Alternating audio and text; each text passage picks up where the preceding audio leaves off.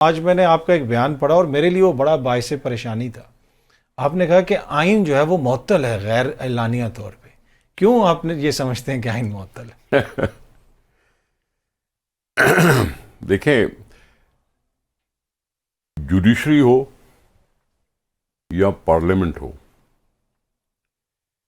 Judiciary भी parliament को supreme समझती है और पार्लियामेंट तो अपने आप को सुप्रीम समझती भी है और हमने उनको किया भी है।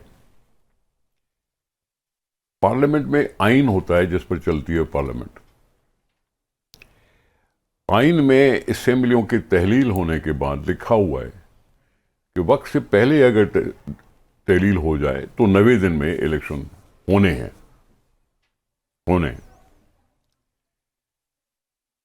इसलिए डिमांड हुई कि जी इलेक्शन होने चाहिए 90 दिन में।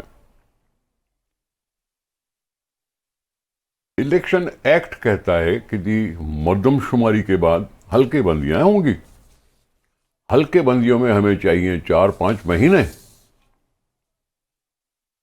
इसलिए 90 दिन वाले शर्त पर चुप हो गए सारे।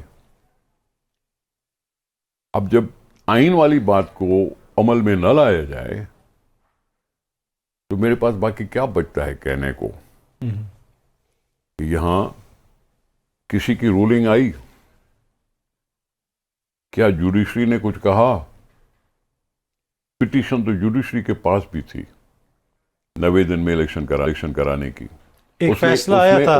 उसमें यह भी इस्तदा थी कि सीसीआई के फैसले को पसे पुष्ट या कालअदम करार दे दो, इलेक्शन 90 दिन में करा दो। ये पिटीशन में है लिखा हुआ, लेकिन वो पिटीशन लगी नहीं। ठीक। और अगर लगी भी है तो अब जाके कहा जा रहा है अब तो 90 दिन गुजर ही गए। ठीक। तो फिर मुझे बाकी रहने को क्या कह जाता है? फर्ज करो इलेक्शन कमीशन, ठीक है, कि मिल गई उनको कि डेट आपने अनाउंस करनी है। उन्होंने कह दिया 14 दिसंबर तक हल्का बंदियां करेंगे। ठीक है। हमने प्रेशर डाला, वो वापिस आए और 28 नवंबर या 30 नवंबर की बात करना शुरू कर दी।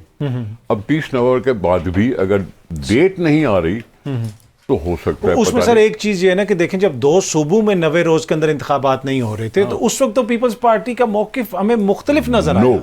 नो, हमने पंजाब में इलेक्शन जब हो रही थी तो बाकायदा हमने उम्मीदवार खड़े किए थे। 150 का तो मुझे ही पता है, ठीक है, मैं सूबे पंजाब से नहीं हूं, लेकिन हमने कैंडिडेट खड़े थे, नॉमिनेशन पेपर भरवाए थे। ठीक है जनाब। इलेक्शन कमीशन ने बहाना किया कि मेरे पास फंडिंग नहीं है, मेरे पास सिक्योरिटी नहीं है, इसलिए हम इलेक्शन करा नहीं सकते। पीपल्स पार्टी की हुकूमत ने फंडिंग नहीं की ना सर। जो इत्तेहादी हुकूमत थी उन्होंने कहा 20 अरब रुपया नहीं देंगे इलेक्शन कमीशन को। मैं क्या कहूं, इलेक्शन कमीशन ने ये जाके कहा कि मेरे पास फंडिंग नहीं है, सिक्योरिटी नहीं है, इसलिए इलेक्शन कमीशन इलेक्शन कराने से माजरत कर रही है। ठीक है। ये बयान दिया था सुप्रीम कोर्ट में। सुप्रीम कोर्ट ने उसकी बात सुनी न सुनी, 14 मई का अनाउंस कर दिया था कि 14 मई को इलेक्शन होंगी, जो भी 90 दिन से ऊपर है। आरिफ अलवी साहब ने 90 दिन का ख्याल नहीं रखा, उन्होंने भी 15-20 दिन ऊपर करके 30 तारीख अनाउंस कर दी थी। ठीक है। और फिर इलेक्शन सुप्रीम कोर्ट ने भी 14 मई दी थी, यानी मतलब कि जो 90 दिन थे उसका किसी दोनों ने ख्याल नहीं रखा। अच्छा, मैं चाहता हूं दीगर मेहमान उस पर आप हमें नहीं कह सकते।